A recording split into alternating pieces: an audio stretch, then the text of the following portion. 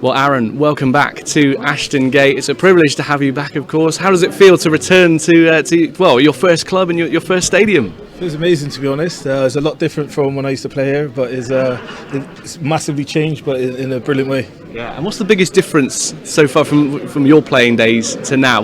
When you first walked in? What's the biggest difference? I think it's the new infrastructure here, the stadium, and how they progressed it, the new stands, and like obviously these beautiful areas in the stadium as well. So it's just all changed. So it's a good thing. Yeah, absolutely. Now you of course came to the academy at Bristol City. What do you make of the current academy crop? I mean, it seems every match day we've got at least one in there now. It seems to be that Bristol City, the current academy, are doing the business. Yeah. So even from when I used to be playing, which was many years ago, they've always kept one ethos, which was obviously promote from within, and they've always had young players always pushing the experienced pros. So it's always a good thing when you got young lads coming through. I know there's a lad who just made his debut for Canada who's always involved. I know he's out on loan at Crewe at the moment, but he's been involved with the first team quite a bit, but it's a brilliant thing for the club. Yeah, absolutely. It seems to be getting better and better all the time, these academy players. I also want to talk to you about your time at Bristol City. If you could pick out one highlight for us, what would you pick out?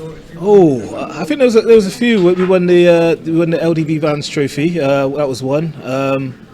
Beating Rovers was always a good thing. But I think probably the one thing that stood out for me, it was over a period of time, was playing with so many lads that homegrown as well. So there was loads of players that from Bristol that all played in one team. So that was like an amazing experience because that was over a few seasons. So that was something that probably stood out to me the most. Did you see similarities between the team that you played with and the team now? I think it's a little bit in style because I think you got two teams that try to especially like when we were under Danny Wilson's era, for example.